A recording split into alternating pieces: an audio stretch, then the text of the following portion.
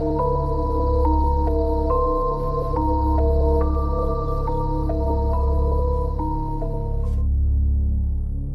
malam, pendengar setia. Kamu yang masih terjaga di kamar, di pos ronda, atau di jalan pulang yang sepi. Dengarkan pelan-pelan. Kisah ini katanya pernah terjadi di sebuah desa kecil di Indonesia. Tempat sawah menghampar dan kabut turun lebih cepat dari lampu jalan. Ada jalur pintas melewati alas, hutan kecil yang bagi warga bukan sekadar pohon dan tanah, tapi tempat yang punya adab. Malam itu, seorang pemuda pulang kerja, lelah, buru-buru, lalu melakukan hal yang ia kira sepele. Sejak itu, jalan seperti melipat, angin mendadak mati, dan ia diputar-putar. Sampai harus minta maaf. Sore menurun pelan di kampung itu, seperti kain tipis yang menutup matahari. Angin membawa bau daun kering dan asap dapur. Sementara suara ayam pulang kandang bersaut dengan motor-motor yang lewat malas. Rian mengayuh motornya dari arah proyek. Baju kaosnya basah keringat, perutnya keroncongan, dan pikirannya cuma satu, cepat sampai rumah. Di pertigaan warung Dita menawari, lewat jalan besar saja, lebih terang. Rian menggeleng. Muter, aku lewat alas. 10 menit juga nyampe. Ia berkata seperti orang hafal peta, padahal yang ia hafal cuma rasa ingin rebahan. Pak Sarman yang sedang duduk di bangku bambu menatap Rian dari balik gelas kopi. Kalau lewat alas, jaga omongan, jaga perbuatan. Jangan buang kotoran sembarang, katanya datar, seolah membaca berita harian, bukan memperingatkan perkara gaib. Rian mengangguk cepat, senyumnya sopan tapi kosong. Dalam hati ia menilai itu petuah lama yang cocok jadi tulisan kalender. Mulas tiba-tiba menekan, membuat Rian menggeser posisi duduk. Ia menambah gas, berharap rumah lebih dekat dari rasa ingin buang air. Namun begitu ia memasuki jalur tanah di tepi sawah, suara burung mendadak berkurang. Ranting patah di kejauhan tanpa terlihat siapa yang menginjak. Pepohonan rapat seperti menutup jalan, dan udara terasa lembab, seakan alas itu bernapas pelan, memperhatikan. Rian menelan ludah. Perutnya makin tak tertahan. Ia menoleh kiri kanan, menemukan semak yang cukup menutup pandangan, lalu mematikan motor. Ia melangkah cepat sambil menggerutu, merasa alam cuma pohon dan tanah. Di atasnya, langit mulai ungu. Di belakangnya, angin berhenti tanpa pamit dan sunyi terasa mengintip. Rian menyibak semak dengan terburu-buru. Tanah di bawahnya lembek, berbau humus dan daun membusuk. Ia jongkok tanpa sempat berpikir panjang, hanya ingin cepat selesai lalu pulang. Nafasnya memburu, dan di sela rasa lega itu, mulutnya menggerutu pelan. Kata-kata kasar keluar seperti kebiasaan kecil yang ia anggap tidak penting. Seolah alas tidak punya telinga. Selesai, ia berdiri cepat, menepuk-nepuk celana, lalu melangkah pergi begitu saja. Tidak ia cari air, tidak ia tutup bekasnya. Ia hanya menarik napas lega, merasa urusan beres. Bahkan sempat tertawa kecil, merasa lucu sendiri karena tadi hampir celaka di jalan. Untung sepi, gumamnya. Tapi justru setelah itu, sepi berubah menjadi sesuatu yang lain. Udara mendadak berat, seperti ada tangan tak terlihat menekan dada. Angin yang tadi berembus pelan tiba-tiba berhenti, seolah alam menahan napas. Bunyi serangga yang biasanya ramai, hilang serentak, membuat sunyi terasa terlalu rapi. Rian berhenti sebentar, menoleh ke atas. Daun-daun diam tanpa goyang, padahal ia yakin tadi masih ada hembusan. Ia melangkah kembali ke motor. Baru 3 langkah, terdengar cekikikan halus dari arah belakang, jauh, seperti anak kecil menahan tawa. Rian menoleh cepat. Tidak ada siapa-siapa. Ia menyipitkan mata, mencoba menembus sela batang dan gelap yang mulai turun. Kosong. Ah, halu, katanya, menertawakan dirinya sendiri agar rasa aneh itu pergi. Ia kembali berjalan, dan saat itulah hidungnya menangkap bau yang membuatnya mual. Bau kotoran yang baru saja ia tinggalkan bercampur wangi yang tidak semestinya ada di tempat lembab seperti itu. Wangi kemenyan samar, tipis, tapi cukup untuk membuat bulu kuduknya berdiri. Seperti ada orang yang sedang menyalakan sesuatu, lalu mematikannya sebelum terlihat. Rian menelan ludah, mempercepat langkah. Ia mencapai jalur tanah dan merasa lega saat melihat bentuk pohon yang ia kenal sebagai penanda dekat motornya.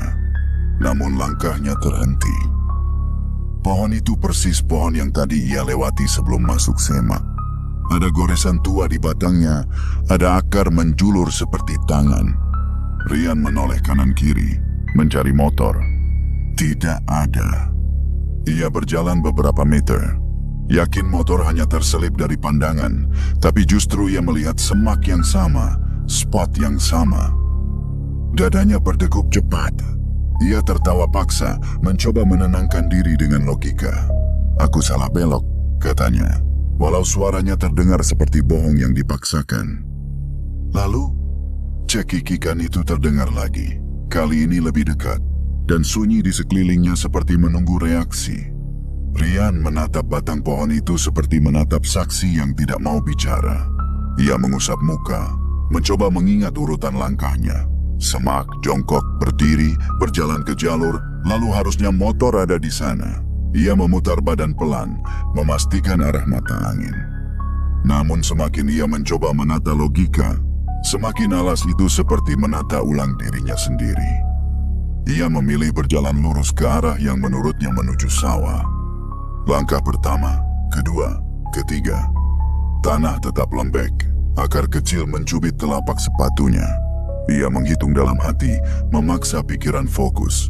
10 langkah, 20, 30. Tapi saat ia mengangkat kepala, yang ia lihat kembali adalah akar menjulur yang sama, goresan di batang yang sama, semak yang sama.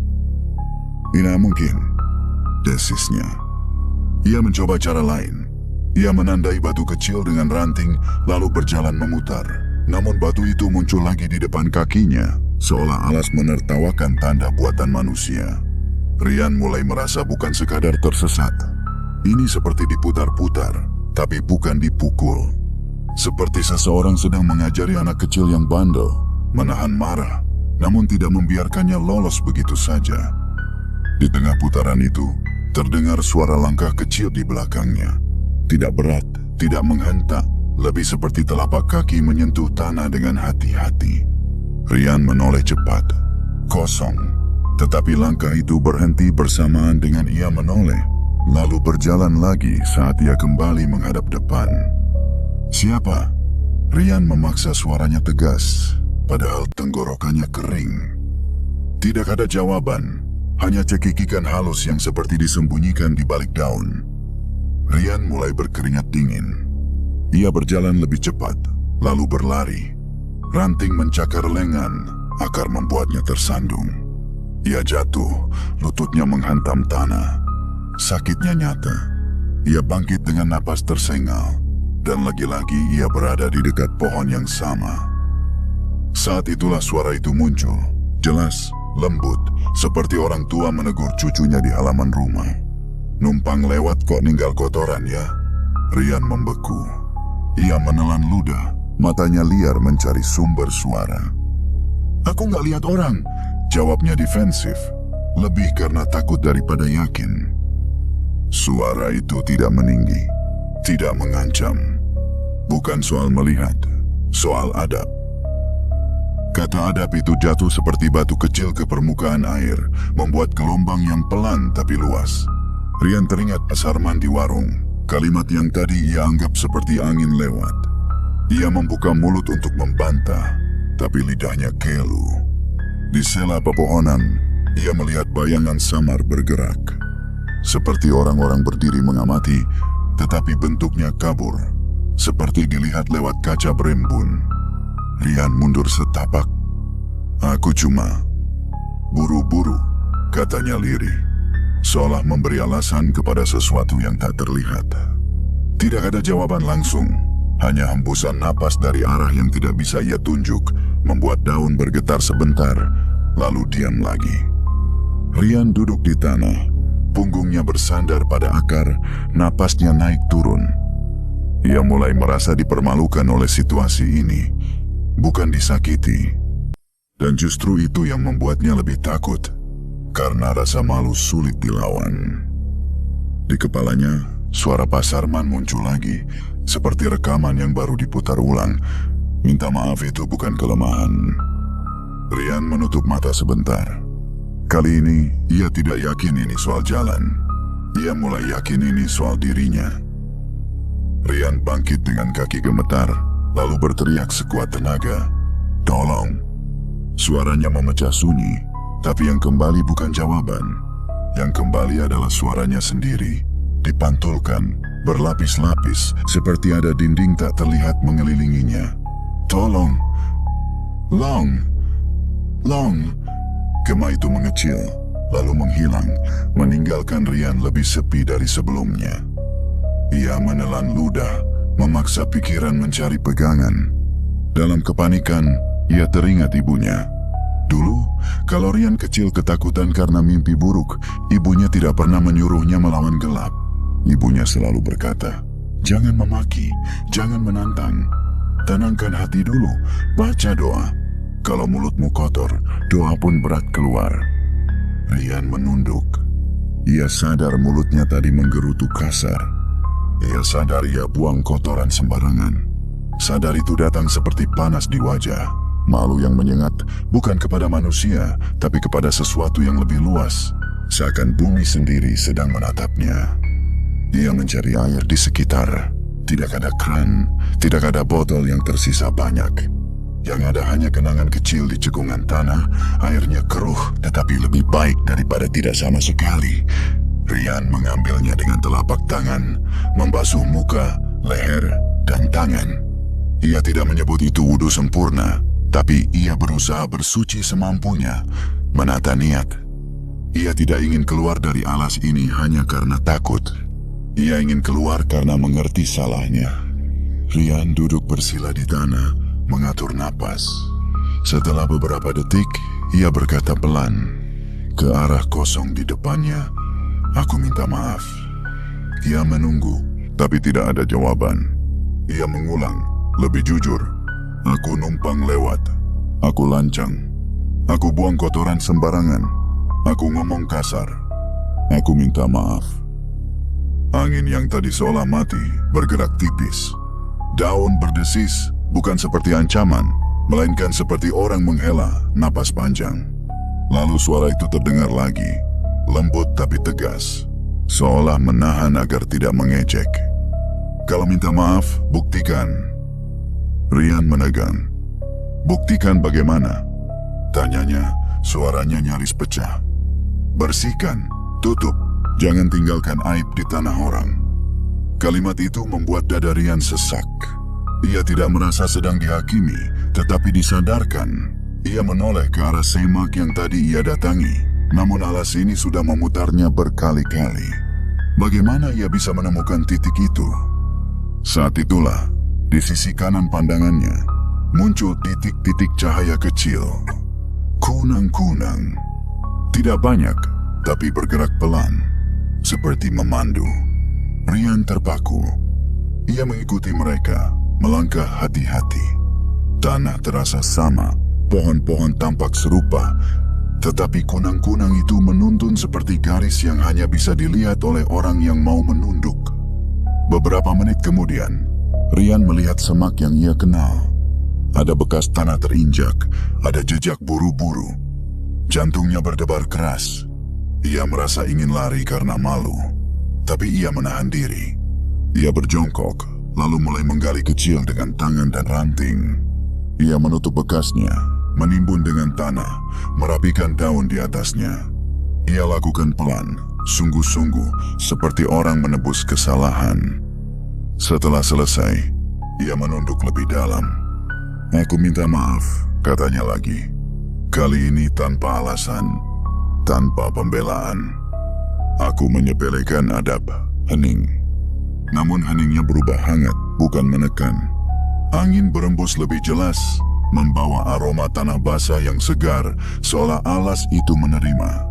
Di depannya, kabut tipis muncul di antara pepohonan, bukan kabut dingin yang menakutkan, melainkan seperti pintu yang baru dibuka. Rian menatap kabut itu ragu. tapi langkahnya maju sendiri. Ia tidak lagi melangkah dengan kesombongan orang yang merasa dunia ini hanya miliknya. Ia melangkah dengan hati yang baru saja ditundukkan.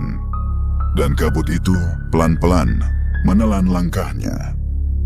Kabut yang menelan langkah Rian tidak terasa seperti masuk ke tempat dingin. Justru hangatnya aneh, seperti udara sesudah hujan di awal subuh, lembab namun menenangkan. Ia berjalan perlahan, takut kalau gerakan terburu-buru akan membuat pintu itu menutup lagi. Matanya memicing, berusaha menangkap bentuk. Di kejauhan, samar-samar terdengar lantunan yang ia kenal. Bukan musik, bukan teriakan, melainkan bacaan yang pelan dan tertib. Seperti orang mengaji di rumah-rumah. Tidak menggema keras, tidak pula mengundang, hanya ada, seolah bagian dari napas tempat itu. Kabut menipis. Rian berhenti. Di depannya terbentang sebuah kampung kecil. Rumah-rumahnya sederhana, dindingnya kayu dan anyaman, tapi tertata rapi. Jalan tanahnya tidak becek, seolah selalu disapu. Di setiap sudut, ada sapu lidi bersandar seperti barang wajib. Halaman-halaman bersih dari sampah plastik, bahkan daun kering pun terkumpul rapi di satu sisi, seperti menunggu dibakar atau dijadikan kompos. Lampu temaram menyala di beberapa rumah, hangat, tidak silau. Yang membuat Rian paling heran adalah suasana kampung itu. Tenang, tidak mencekam. Sunyinya bukan sunyi yang menekan, melainkan sunyi yang sopan. Seorang anak kecil melintas membawa ember, menoleh sebentar, lalu mengucap salam dengan suara lembut. Rian membeku, tidak tahu harus membalas atau tidak. Mulutnya kering, tapi ia memaksa. Waalaikumsalam. Anak itu tersenyum tipis dan berjalan lagi, seolah orang asing yang tiba-tiba muncul di kampung berkabut bukan hal besar. Beberapa orang dewasa lewat. Pakaian mereka sederhana, tertutup, rapi. Tatapannya tidak tajam, namun membuat Rian merasa dirinya yang kotor, kusut, dan baru saja melakukan hal memalukan. Mereka tidak menghakimi dengan kata-kata, tetapi rapi mereka sendiri sudah cukup menjadi cermin. Rian menggenggam ujung bajunya, menahan rasa ingin lari. Ini di mana? Gumamnya. Nyaris tidak terdengar. Dari arah musola kecil yang berdiri di ujung jalan, muncul seorang lelaki tua. Rambut putih, jenggotnya rapi, langkahnya pelan tapi pasti. Wajahnya teduh, seperti orang yang sudah lama berdamai dengan banyak hal. Ia berhenti beberapa langkah dari Rian. Menatapnya bukan dengan curiga, melainkan seperti seseorang menilai luka yang perlu diobati. Assalamualaikum, kata lelaki tua itu. Rian tersentak, lalu membalas cepat. Waalaikumsalam. Lelaki tua itu mengangguk. Kamu capek? Rian menelan ludah. Kalimat itu sederhana, tapi membuatnya hampir menangis. Ia tidak tahu harus berkata apa. Yang ia tahu, ia ingin pulang. Pak, saya mau pulang, ucapnya akhirnya, suara lirih seperti anak kecil yang tersesat. Lelaki tua itu tidak tertawa, tidak pula membuatnya semakin takut. Pulang itu mudah, katanya pelan, kalau hati tidak keras. Rian menatap bingung.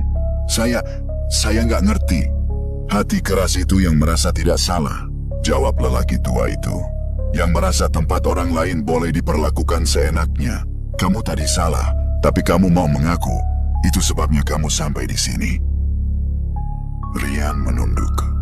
Kata-kata itu menusuk, tapi tidak menyakiti.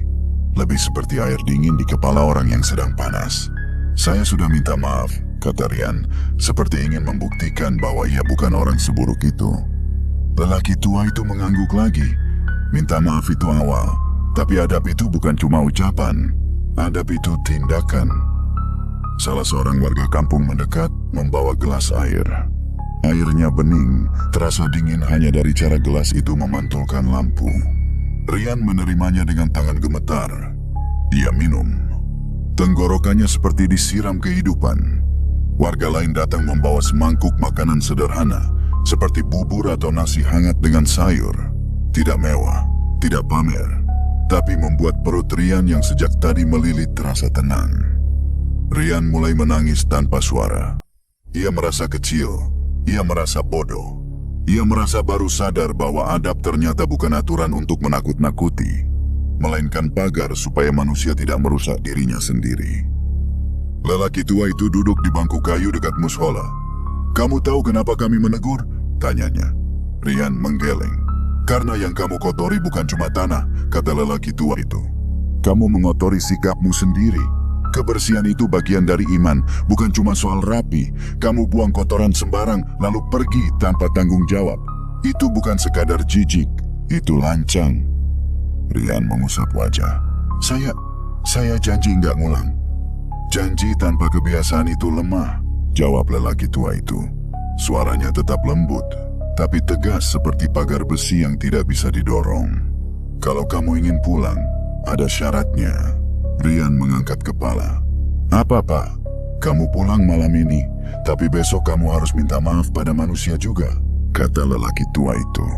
"Pada orang yang menasihati kamu, pada lingkungan yang kamu lewati, kamu juga harus menjaga kebersihan jalur itu. Jangan cuma bersih ketika kamu takut." Rian tercekat. Ia teringat Pak Sarman. Ia teringat anggukan asal-asalan di warung. Malunya kembali datang, tapi kali ini ia tidak lari. Ia mengangguk pelan. "Saya sanggup." Lelaki tua itu tersenyum tipis. "Bagus, karena kami tidak mencari orang takut, kami mencari orang yang berubah." Suasana kampung tetap tenang. Bacaan pelan dari mushola terdengar seperti selimut. Rian duduk di beranda mushola, tubuhnya lelah seperti habis diputar-putar berjam-jam. Kelopak matanya berat. Ia menahan, tapi akhirnya tertidur sekejap. Dan ketika ia tersentak bangun, lampu temaram itu seperti menjauh. Kabut mulai turun lagi, dan kampung itu seolah menjadi mimpi yang tetap meninggalkan pesan di dada. Rian membuka mata dengan napas tersedak, seolah baru saja jatuh dari tempat tinggi. Dingin menempel di punggungnya. Ia duduk cepat, menatap sekeliling, dan dadanya langsung mengencang. Tidak ada kampung, tidak ada mushola kecil, tidak ada lampu temaram. Yang ada hanya pepohonan alas, tanah lembab, dan kabut tipis yang perlahan menipis karena cahaya pagi mulai merayap.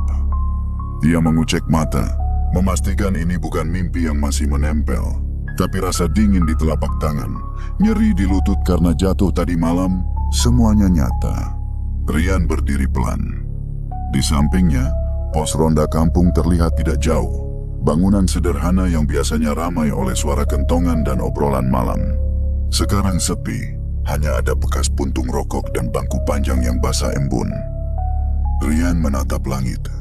Warna birunya pucat, seperti kain yang baru dijemur. Subuh hampir lewat. Ia meraba saku, mengambil ponsel.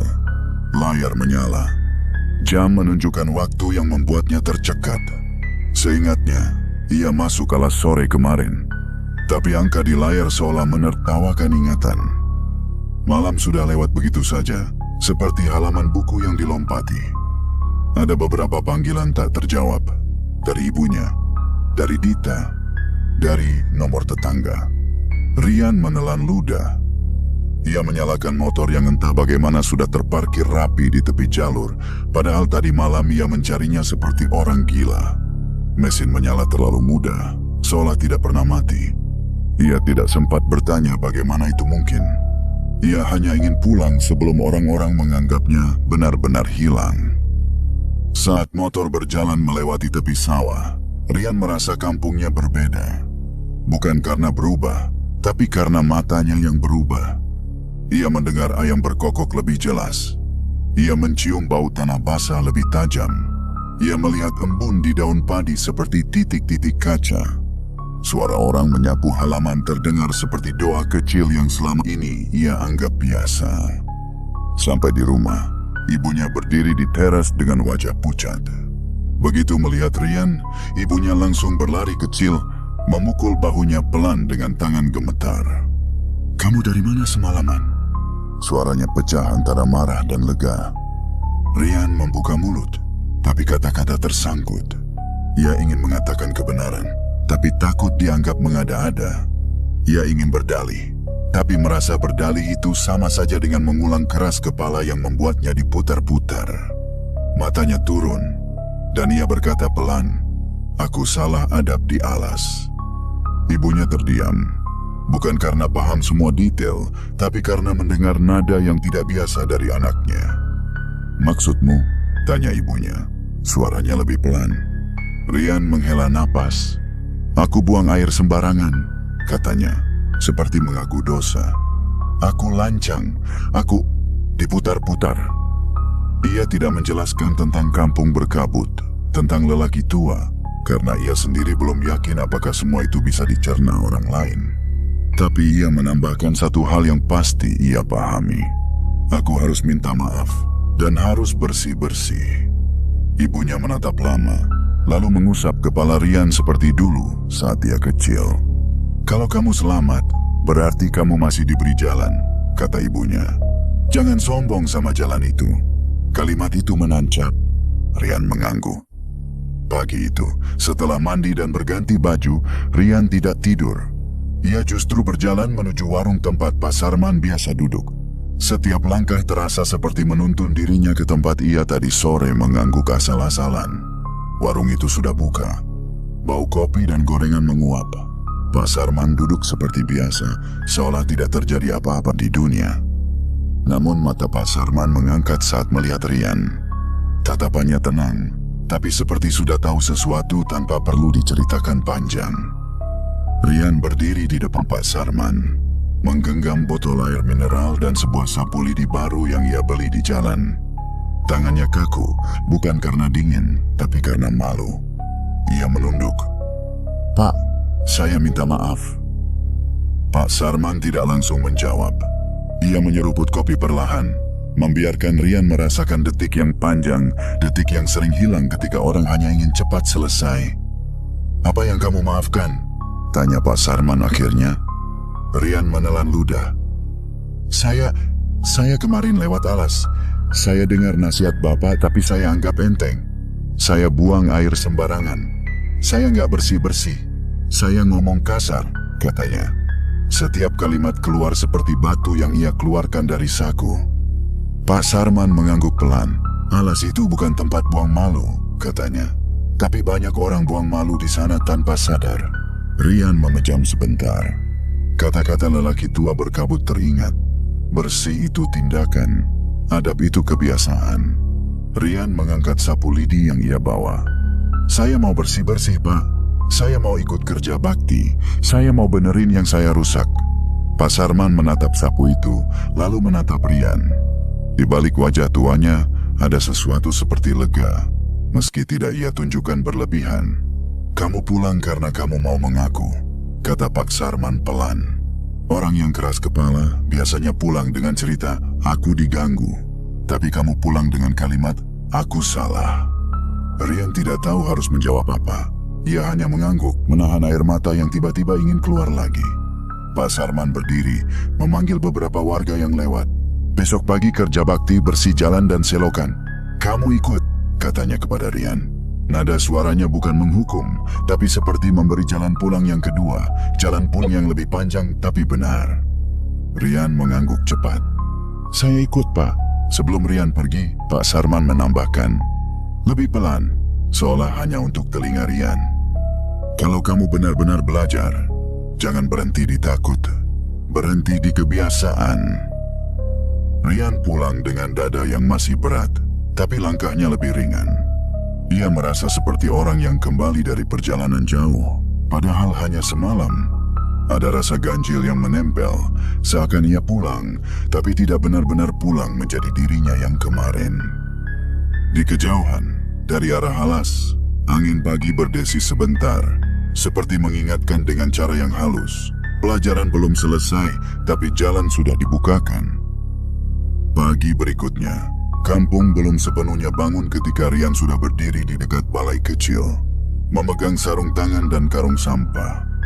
Udara masih dingin, embun menempel di rumput, dan langit berwarna kelabu muda. Beberapa warga datang membawa cangkul, sapu lidi, dan gerobak.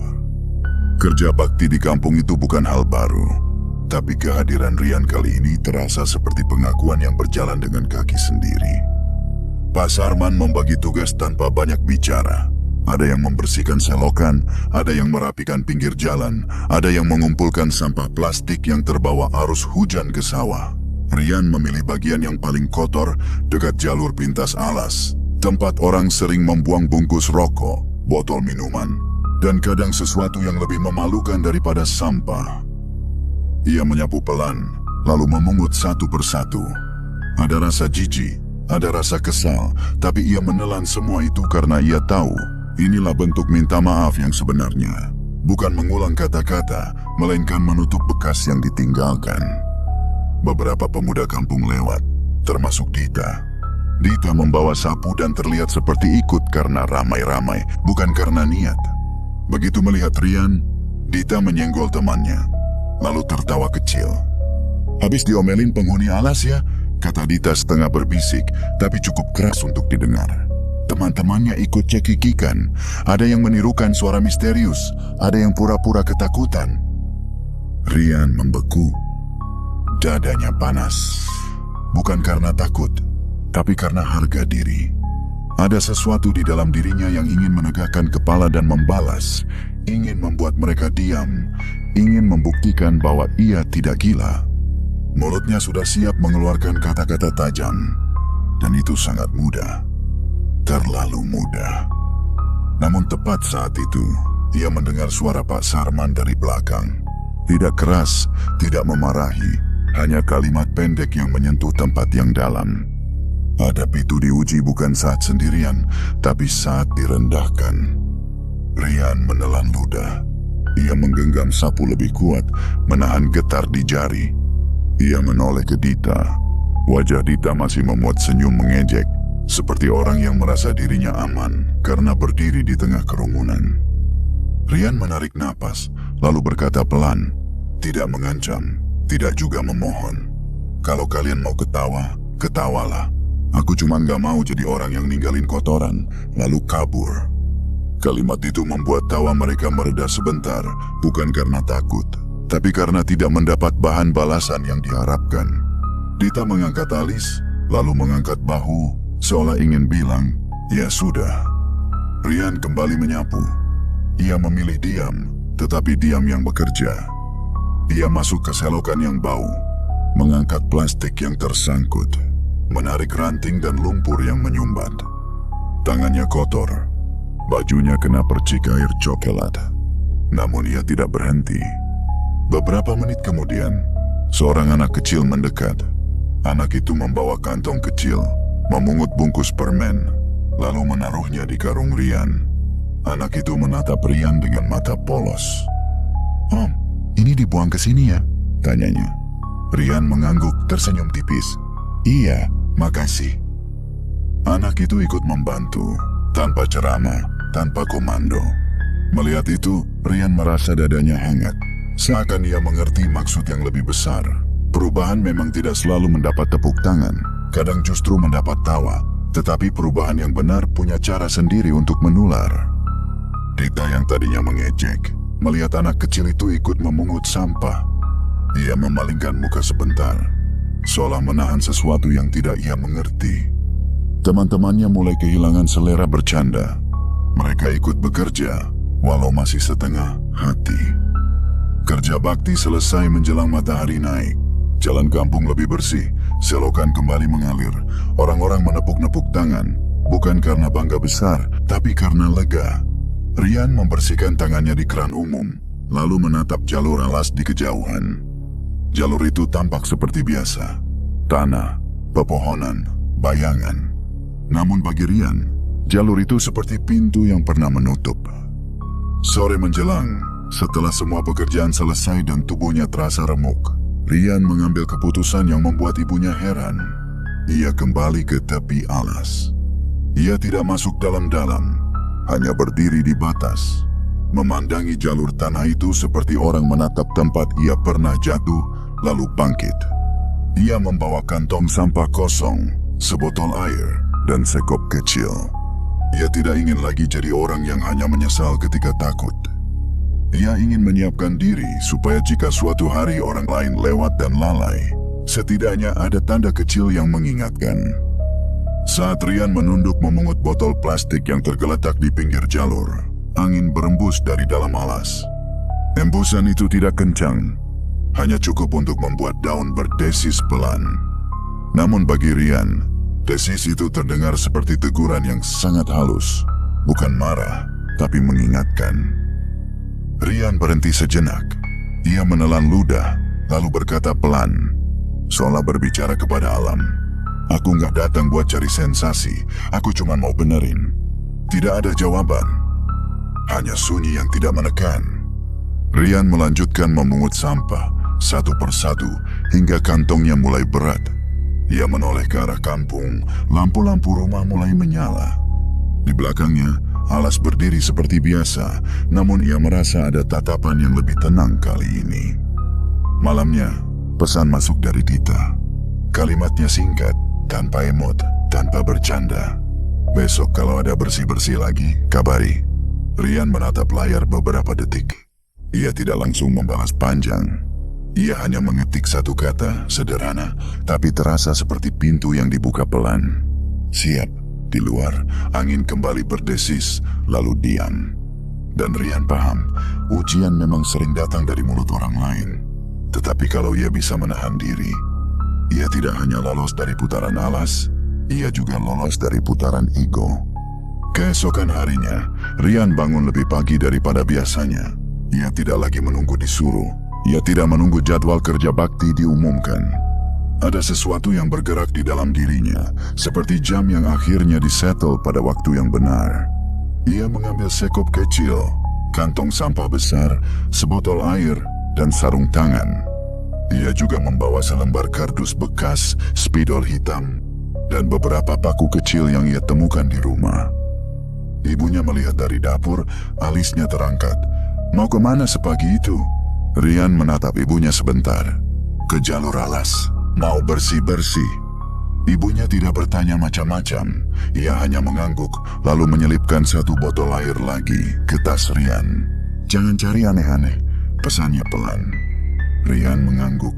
Aku nggak cari aneh-aneh, Bu. Aku cari benar. Jalur alas masih basah oleh embun saat Rian sampai. Matahari belum tinggi. Cahaya menembus sela pohon seperti garis-garis tipis.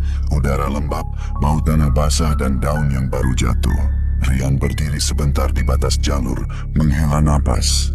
Ia ingat sensasi malam itu, diputar-putar tanpa amarah, ditegur tanpa dihina. Ia ingat kampung bersih di balik kabut. Ingatan itu tidak lagi membuatnya takut, justru membuatnya sungkan. Seperti orang yang pernah diterima di rumah orang lain, lalu sadar ia masuk dengan kaki kotor. Rian mulai dari hal kecil. Ia memungut bungkus rokok yang menempel di akar. Ia mengambil botol plastik yang terselip di sema. Ia mengumpulkan kantong kresek yang tersangkut di ranting rendah, seperti bendera kotor yang dipasang manusia tanpa izin. Kantong sampahnya cepat terisi. Di titik tertentu, Rian menemukan sesuatu yang membuatnya diam lama. Ada sudut tanah agak cekung, bekas orang buang hajat. Ia bisa tahu dari baunya yang masih tersisa, dari tanah yang seperti digali asal. Rian menahan napas, lalu jongkok. Ia menggali kecil, menutup, merapikan, menimbun dengan daun kering. Ia tidak tahu siapa pelakunya, tapi ia tahu, dulu ia juga pernah begitu, bahkan lebih buruk. Ia merasa ini bukan sekadar membersihkan kotoran orang lain, melainkan membersihkan jejak kebiasaan manusia yang sering menganggap alam sebagai tempat buang sembarang. Setelah 1 jam bekerja, napasnya mulai berat.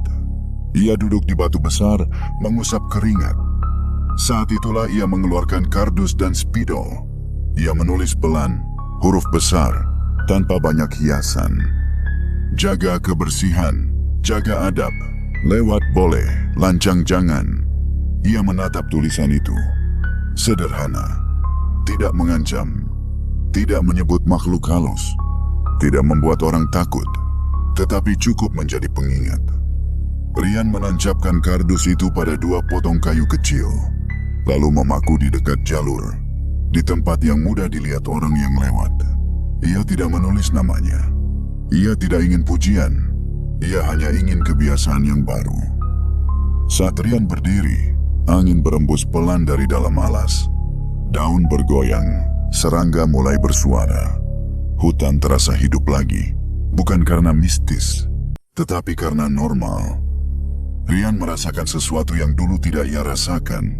Kedamaian yang datang ketika seseorang berhenti melawan teguran. Ia melanjutkan berjalan sedikit ke dalam, tidak jauh, hanya sampai pada area yang sering jadi persimpangan jalur. Di sana, ia berhenti menatap tanah. Dalam diam, ia berkata di dalam hati, lalu membiarkan bibirnya ikut bergerak. Aku minta maaf. Tidak seperti kemarin yang penuh panik. Kali ini, ia mengucapkannya dengan tenang. Ia sadar, maaf bukan hanya untuk mereka yang tak terlihat. Bukan juga hanya untuk Pak Sarman atau warga yang ia abaikan. Maaf adalah untuk bumi yang ia perlakukan seenaknya. Untuk tanah yang ia kotori, lalu ia tinggalkan. Untuk tempat yang memberi jalan, tetapi tidak pernah ia hormati. Ia mengangkat kedua tangannya sebentar, berdoa singkat. Ia menegaskan niatnya pelan, seperti berbicara kepada dirinya sendiri. Aku berubah karena Allah, bukan karena takut. Kalau aku jaga adab, semoga aku dijaga. Seketika, ada desis halus dari arah pepohonan, tidak jelas dari mana. Rian menegakkan kepala. Ia tidak melihat siapa-siapa, namun ia mendengar sesuatu yang seperti bisikan. Sangat singkat, seperti orang lewat memberi salam lalu pergi. Kalau kau jaga, kami pun jaga. Rian menahan napas. Kalimat itu bukan perintah, bukan ancaman. Lebih seperti perjanjian diam antara penghuni dua dunia yang sama-sama ingin hidup tertib. Rian menunduk, merasakan bulu kuduknya berdiri. Tetapi bukan karena takut, melainkan karena tersentuh. Ia teringat kampung di balik kabut, rumah-rumah rapi, halaman bersih, sapu lidi yang bersandar seperti simbol. Ia sadar, kebersihan bukan sekadar tidak ada sampah. Kebersihan adalah cara hidup, cara menghargai, cara menahan diri dari kebiasaan sembrono. Rian berjalan kembali menuju batas jalur. Saat ia melewati tempat yang dulu membuatnya tersesat, ia tidak merasakan putaran lagi. Tidak ada cekikikan, tidak ada langkah kecil mengikuti. Yang ada hanya suara burung, suara daun, dan napasnya sendiri. Ia berhenti sebentar, melihat ke kejauhan. Kabut tipis tampak menggantung di antara batang pohon, sangat tipis sampai hampir tak terlihat. Bukan kabut tebal seperti malam itu, melainkan seperti sisa napas yang belum pergi. Dalam kabut itu sekejap saja, Rian merasa seperti melihat garis jalan yang samar, seperti lorong yang dulu membawanya ke kampung. Garis itu muncul seperti kilatan, lalu hilang, seolah pintu itu sekarang ditutup dengan sopan. Rian tersenyum tipis. Ia tidak kecewa pintu itu hilang. Ia justru merasa lega. Ia tidak butuh kembali ke sana untuk membuktikan sesuatu. Ia sudah mendapat pelajaran. Ia sudah mendapat jalan pulang. Saat ia keluar dari alas, ia melihat Dita datang dari arah kampung, membawa kantong sampah sendiri. Wajah Dita tidak lagi menyimpan tawa mengejek. Ia menatap papan kardus yang dipasang Rian, membaca pelan, lalu memandang Rian. "Ini kamu yang bikin?" tanya Dita. Rian mengangkat bahu. "Bukan siapa-siapa, cuma pengingat." Dita menggigit bibir, lalu mengangguk. "Aku kemarin ketawa, maaf," ucapnya, suaranya kecil, agak canggung. Rian tidak ingin menjadikannya drama. Ia hanya berkata, "Nggak apa-apa, yang penting sekarang kita benerin bareng." Dita mulai memungut sampah di pinggir jalur. Rian ikut membantu. Mereka bekerja dalam diam beberapa menit. Lalu Dita berkata pelan, tanpa menoleh, "Kalau orang-orang lihat kita, nanti mereka bilang kita sok suci." Rian tersenyum, tapi tidak menertawakan. "Biarin. Yang penting sampahnya nggak sok balik lagi." Dita tertawa kecil. Kali ini bukan tawa mengejek, melainkan tawa lega. Dan bagi Rian, tawa itu terasa seperti tanda lain bahwa perubahan memang perlahan, tapi nyata. Saat matahari naik, jalur itu lebih bersih. Papan kardus berdiri sederhana di pinggir jalan. Kantong sampah penuh dan diikat rapi.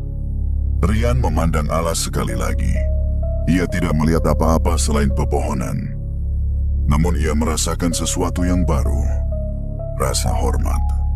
Rian berjalan pulang dengan langkah ringan, membawa sampah untuk dibuang di tempat yang benar. Ia tidak lagi mencari kisah untuk diceritakan. Ia justru membawa kebiasaan untuk dijalani. Dan di belakangnya, angin berembus pelan, seperti salam yang tidak perlu dibalas dengan kata-kata. Beberapa minggu berlalu, dan kampung itu seperti mengalami perubahan kecil yang awalnya tidak disadari siapapun. Jalur pintas alas yang dulu penuh bungkus rokok dan plastik, kini lebih bersih. Bukan karena tiba-tiba semua orang jadi suci, melainkan karena ada kebiasaan baru yang pelan-pelan menular. Setiap 2 atau 3 hari, ada saja yang membawa kantong sampah, memungut yang terlihat, lalu pulang tanpa banyak cerita. Kadang Rian, kadang Dita, kadang anak-anak yang mulai bangga ketika bisa menunjuk papan kardus dan berkata, "Aku ikut jaga." Papan itu masih berdiri, meski pinggirnya mulai lembek karena hujan dan matahari. Tulisan spidolnya memudar, tetapi pesannya tetap terbaca. Jaga kebersihan, jaga adab. Lewat boleh, lancang jangan. Kalimat itu sederhana, tapi cukup membuat orang menahan tangan ketika ingin melempar bungkus makanan sembarangan. Cukup membuat orang menoleh kanan kiri bukan untuk takut, melainkan untuk ingat. Rian sendiri berubah tanpa banyak pengumuman. Ia tidak lagi meledek petuah orang tua, tidak lagi menertawakan nasihat Pak Sarman sebagai mitos. Ia justru menjadi orang yang paling cepat berdiri ketika ada kerja bakti. Kalau melihat orang buang sampah, ia menegur pelan, tanpa marah. Kalau mendengar orang berkata kasar di dekat alas, ia mengingatkan dengan kalimat yang tidak membuat orang tersudut. Bagi Rian, adab bukan lagi aturan yang menakut-nakuti. Adab adalah pagar yang menjaga manusia, agar tidak jatuh ke lubang yang sama. Suatu sore, di warung, beberapa pemuda masih sempat bercanda. "Rian sekarang takut alas," kata salah satu dari mereka, tertawa. Rian tidak tersinggung, ia hanya tersenyum tipis. "Bukan takut," jawabnya. "Aku cuma nggak mau jadi orang yang ninggalin jejak jelek." Pak Sarman yang mendengar dari ujung bangku mengangguk pelan. Ia tidak memuji berlebihan, ia hanya berkata seperti biasa, datar namun menancap. "Kamu tidak diganggu, kamu dididik." Kalimat itu membuat Rian diam sejenak. Ia memandang gelas teh di depannya, melihat pantulan langit yang mulai jingga. Ia mengingat malam yang membuatnya diputar-putar, bukan untuk menyiksa, melainkan untuk mematahkan keras kepala. Ia mengingat suara lembut yang menegur tanpa menghina.